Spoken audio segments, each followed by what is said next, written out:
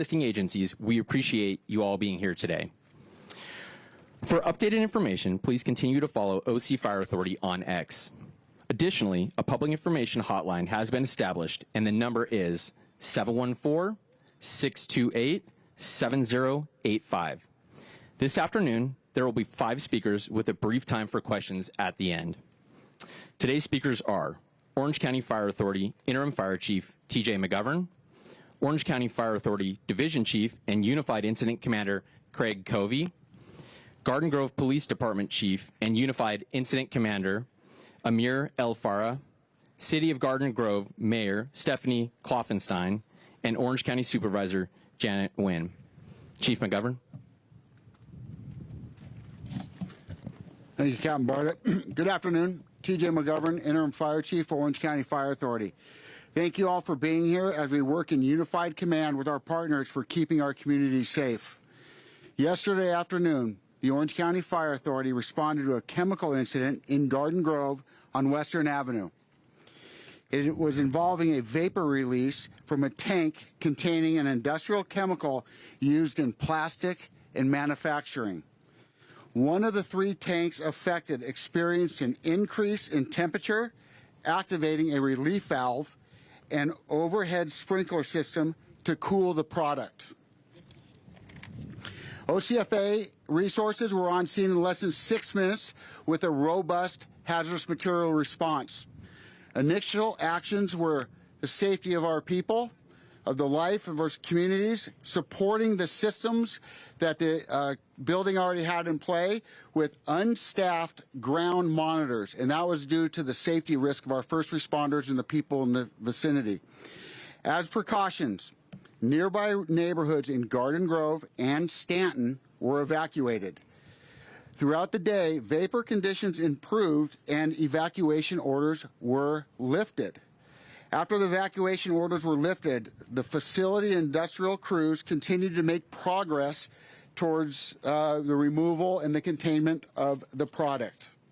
However, due to a damaged valve on the tank, it created additional operational challenges, preventing complete mitigation efforts. With these new circumstances, we modified our operational plan and response plan, and OCFA Incident Commander Chief Craig Covey will share additional details on what that additional operational plan was. We understand how disruptive and frightening this is to the public and our communities, particularly for the residents who have been asked to leave their homes for their own safety. Hazardous material incidents can evolve quickly and unpredictably, and so did our response. When our initial crews recognized what was going on, the citizens and the communities, that was their priority, make sure they were protected. Together, we will all get through this to keep our communities safe, and we will do our best to get those residents that were evacuated back in their homes when the incident is mitigated and it's safe to do that. It is our community's interest to keep them safe and out of harm's way. Thank you for all being here. Thank you for your support. And with that, I'm going to give it to our Incident Commander, Chief Craig Covey.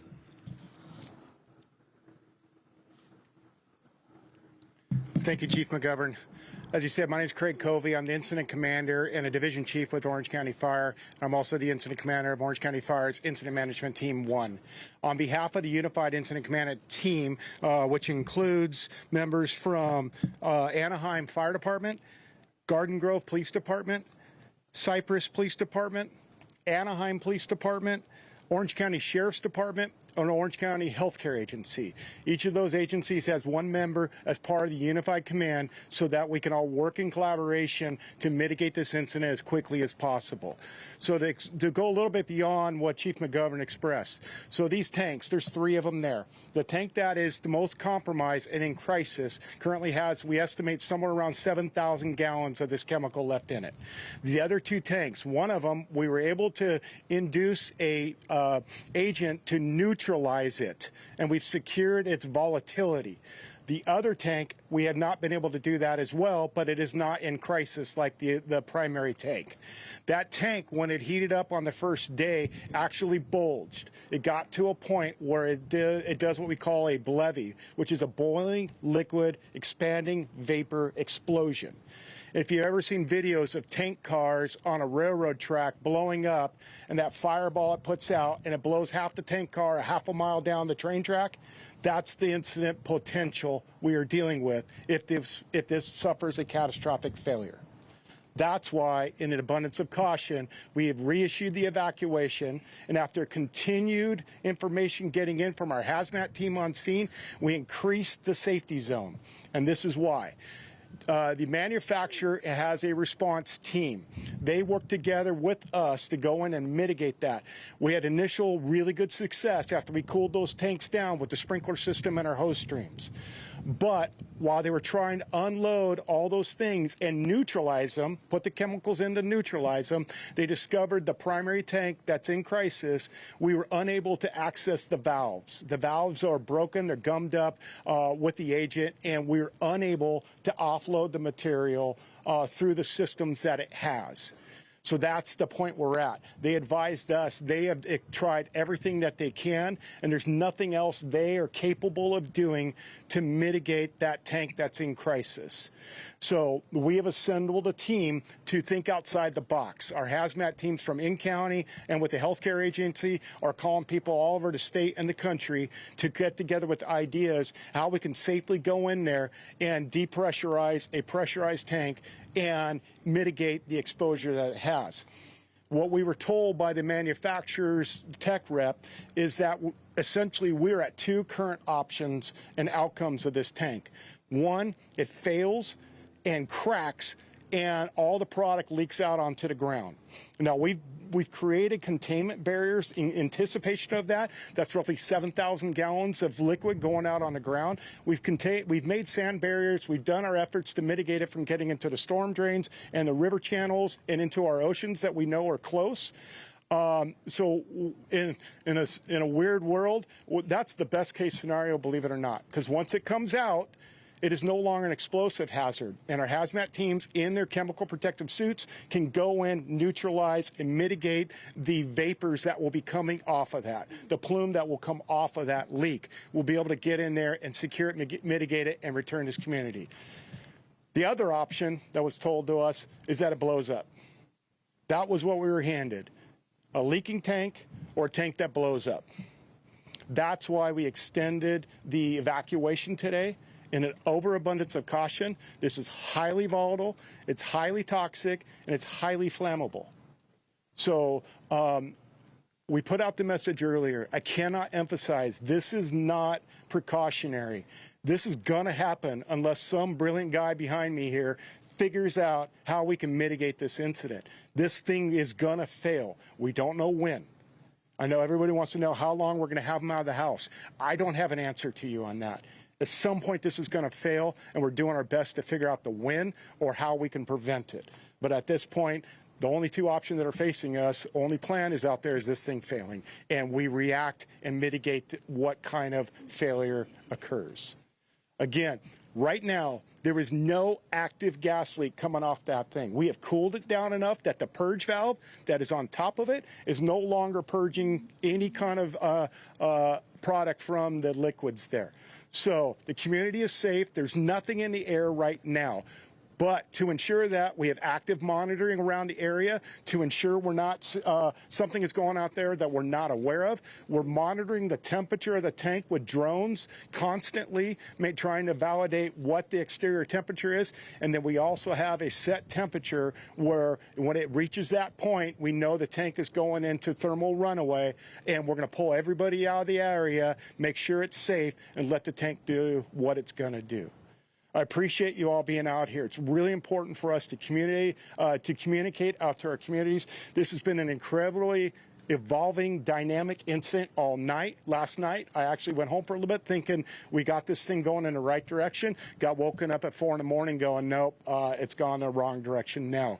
So this is very serious. This evacuation needs to be paid attention to. People need to get out of their houses and get into a safe space, because when this thing goes, depending on what direction it's going, we cannot control the weather. We cannot control it. So that's why we put a evacuation circle that's going to take into effect no matter which way the wind is blowing at that time. Okay? So thank you for your support and getting this message out to your communities. Good afternoon. Thank you for being here. I'm Police Chief Amir Alfaro with the Garden Grove Police Department. I will tell you this is a large-scale event, and our evacuation zone is quite large. Cities that have been impacted is Garden Grove, Cypress, Stanton, Anaheim, Buena Park, Westminster. We have worked closely with our partners at OC Sheriff's Office and their mobile field force configuration to assist in those evacuations, as well as our allied partners in adjoining cities nearby. The evacuation area consists of Ball Street to the north, Trask Avenue to the south, Dale to the east, and Valley View Boulevard to the west. This is a large-scale operation that is drawing a lot of resources so we can continue to make sure our community is being safe at this time. Those who have been impacted in our community by this evacuation zone, we have several evacuation centers set up for you. The first being at Garden Grove Sports and Recreation Center, located at 13641 Deodara Drive. That's in Garden Grove, California, 92844.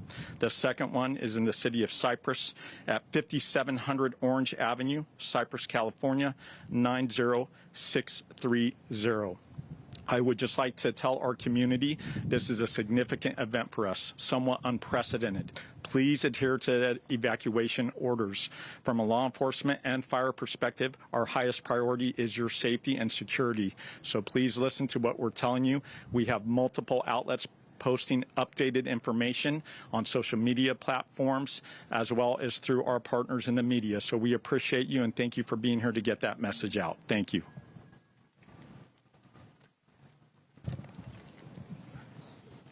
Good afternoon, everyone. I'm Mayor of Garden Grove, Stephanie Klopfenstein. You've just heard from OCFA and the Garden Grove Police Department about the seriousness of this incident and the steps being taken to protect the community. My message to our residents, businesses, and employees in the affected area is direct. Please follow all evacuation orders, road closures, and instructions from emergency personnel. We understand that this is frightening. We understand that people are worried about their homes, their businesses, their pets, and their loved ones. But the evacuation orders are in place for your safety. The city's priority is to protect life and keep people out of harm's way. We want to get everyone's home reopened in the area as soon as possible. But we also have a due diligence to make sure that we determine if it is safe first. To those who have evacuated and cooperated with public safety instructions, thank you. Your cooperation is helping first responders focus on the incident and the work that they do to keep us safe. To everyone still in evacuation areas, please leave immediately. This is a serious situation, and now it is not the time to wait. Please leave now.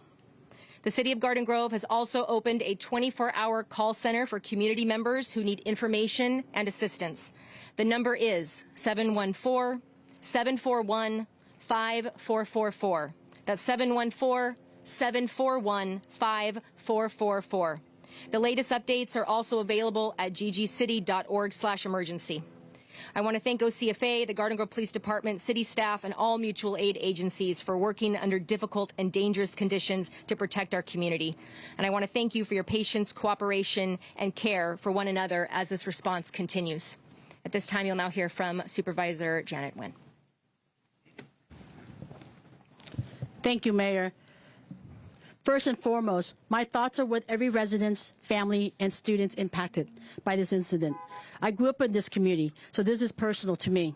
I want you to know that I, the county, and AQMD are committed to making sure you are safe, informed, and supported through every step of this situation. As your county supervisor and as a governing board member of the South Coast Air Quality Management District, I want residents to know that agencies at every level are actively coordinating to protect your safety and health. Emergency responders remain on scene Working to safely contain the incident and evacuation orders remain in place. We urge all residents to continue following all instruction and emergency personnel. Dr. CK, our county health officer, county hazmat team from HCA, the county healthcare agency, have been working alongside South Coast Air Quality Management on site to support the first responders. AQMD has deployed equipment to measure air quality and wind in real time. This will help emergency responder assess conditions and make informed decisions. Right now, the current monitoring shows that the air quality is within typical levels. We will continue monitoring for any changes. We are grateful to the agency and organization working hard to keep residents informed as the situation develops. Clear, timely, and accurate information is critical during emergency, and we appreciate the continued efforts to provide updates to the community.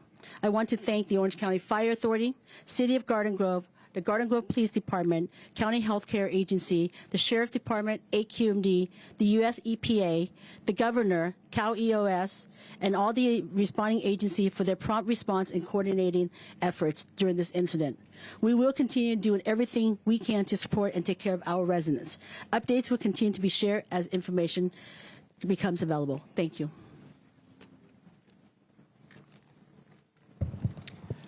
Okay, thank you to all of our speakers. We're now going to open it up for questions. Michelle?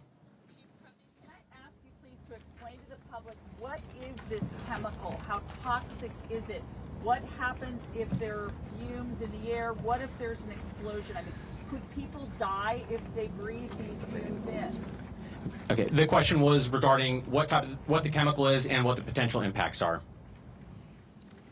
Thank you, Michelle. I figured that question would come up. And remember what I said, I have a whole bunch of really smart people behind me. I'm going to introduce Division Chief Nick Freeman here. He's our hazmat program manager and has got multiple years in hazmat emergency response, and he's got a lot of that information for you.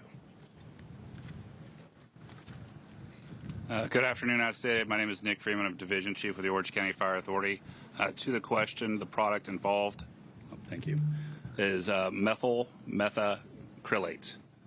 It is a highly toxic, as previously stated, substance, so it can impact respiratory system, cause skin irritation, eye irritation. The other concern we have is it's extremely flammable, and in its current state, very reactive and can cause that explosion, which is why we have that hard perimeter in place. All right, next question, Bianca?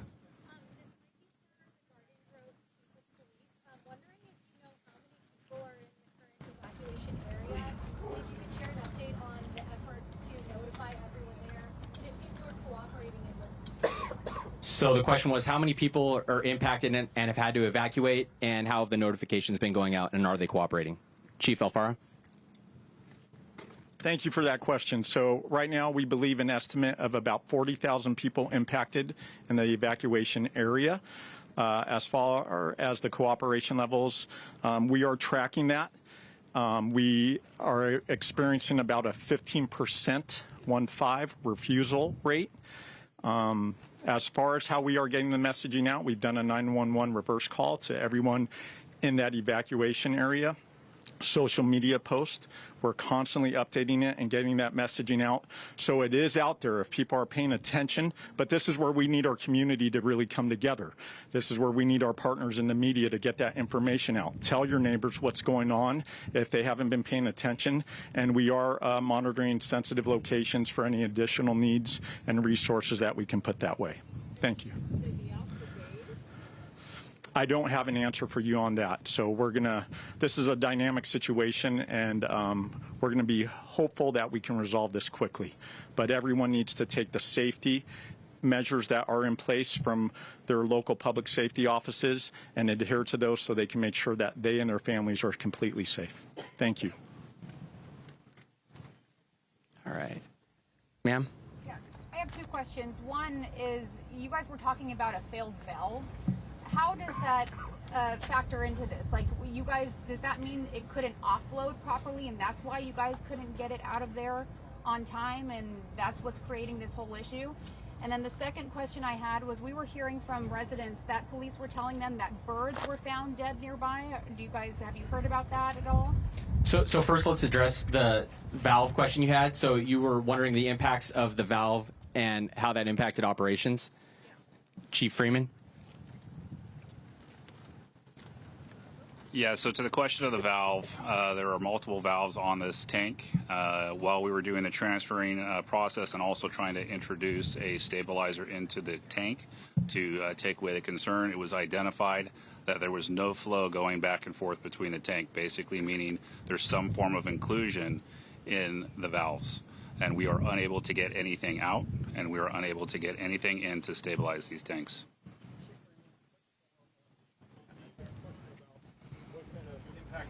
Health-wise, can you expand on that? Like, what kind of symptoms, when it gets in the air and people start breathing it in, what kind of symptoms could you start seeing, and could it overload the emergency system?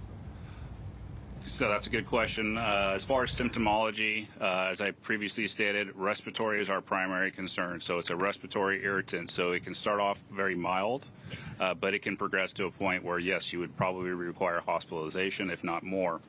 The other indicators more early on are going to be skin and eye irritation that might be felt by anybody that is exposed should there be a release. Both. You have the potential if we have a major release for an acute impact, and then if there is a prolonged release, there could be a chronic impact depending on what occurs in this incident. For some additional information on the health impact, we're going to invite County Health Officer Dr. CK up. She can provide a little more context.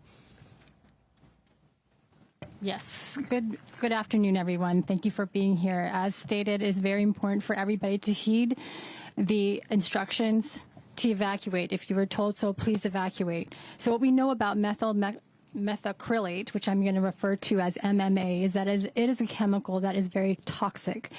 What we know in terms of human health is that we have very limited case reports of exposure. And when you have limited short-term exposure, meaning maybe you inhaled some of the vapor, it can cause significant irritation in the lungs, the nasal passages, and it can also cause nausea.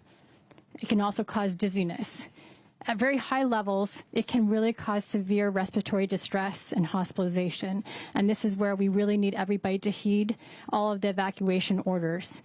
In terms of long-term consequence, it will affect other organs. In terms of the birds and different animals are affected differently. Again, I'm working with EPA and South Coast AQMD, different specialists, to provide more information. And again, the reason why the evacuation zone was expanded was to take into consideration the potential of a plume.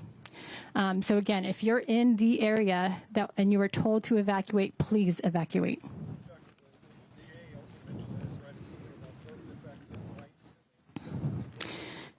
So those are animal studies. In terms of the human effect, we don't know the long-term consequence, but already if it has that type of effect in mice, it can have the same effect in humans.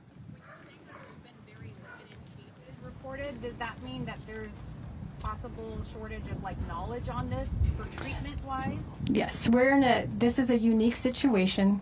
We don't have information of a similar situation where this happened, right? So we're going into unique times, and we have limited information. We know it does cause irritation. We know on the occupational side, people who work with this material are advised to wear goggles, wear respirators, try not to get in contact. If it gets in contact with the skin, it can cause a significant skin irritation or allergy. Chief Freeman? Okay, we got time for one more question. Sir? Yeah. Regarding the dispersal rate of this stuff, it either spills or blows. Is this stuff heavier than air, meaning it stays close to the ground, or if you have an explosion, is it going to go up, do widespread dispersion and cause problems? And second, to the health officer, if you take a breath of this stuff, how long before you have a lockup of the respiratory system? Is this similar to, say, OC or something like that, where you'll know about it in 10 or 15 seconds?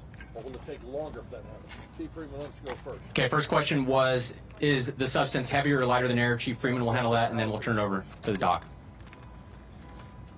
Yeah, thank you for the question. This product is heavier than air, so it's going to settle and sink into the lower areas in and around that facility and any low holding places. If it blows, what's the chance of light dispersion? We are anticipating and just planning for that as an inevitability, which is part of our isolation zones that we've done, utilizing our current wind and weather conditions in that scenario.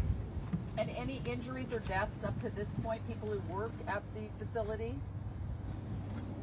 No injuries or deaths at this point. Folks, so we're going to finish his other part of his question, and then that's going to be it for today. So, Doc, if you'd like to come up and explain the potential impacts if somebody was to inhale the substance.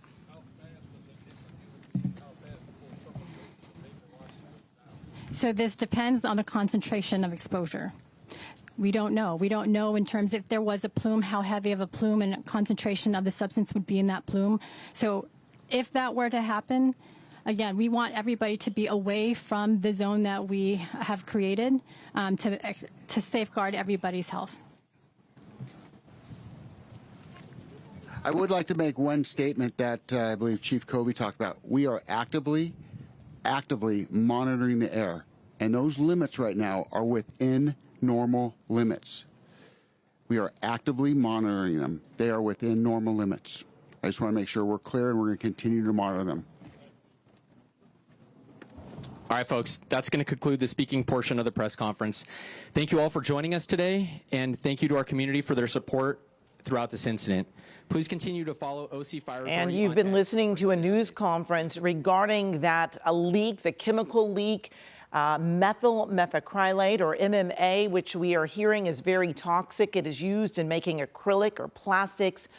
There are 2 tanks that were involved. One, they were able to neutralize. Another, they were not. They were giving us worst case scenarios. One is that tank leaks. Another is that it explodes. Currently, there are some 40,000 people that are being impacted by the evacuations. They include parts of Garden Grove, Cypress, Stanton, Anaheim, Buena Park, and Westminster. Now, again, they are still trying to monitor the situation. So far, the air is fine, but they are worried about what will happen if this tank were to explode or if there's just leaking, and whether or not the people in this vicinity would be impacted by this gas that can cause respiratory issues, eye irritation, and skin irritation. You could experience nausea or dizziness. So far, there have been no injuries or deaths reported. Of course, we are going to continue to follow this situation and bring you updates as we receive them. We now return you to regular programming.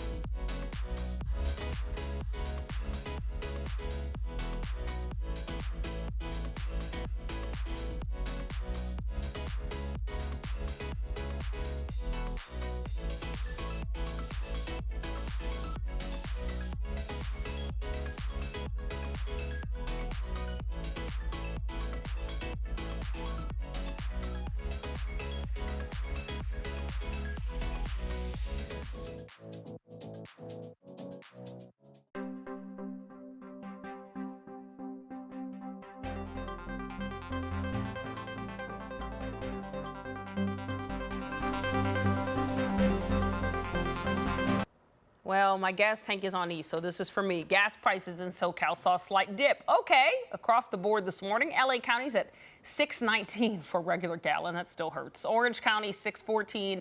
Ventura County, $6.10. And the IE is $6.06. Well, it comes as Governor Gavin Newsom is urging drivers not to buy gas from Chevron over this Memorial Day weekend.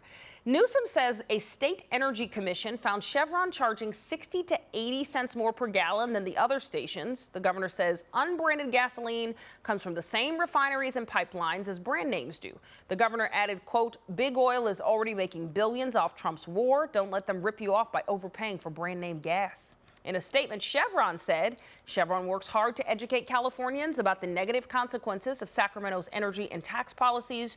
Those adversarial policies have closed nearly 18% of California's refining capacity in less than a year. We urge Sacramento to take energy policy seriously and stop making life expensive for California drivers, end quote.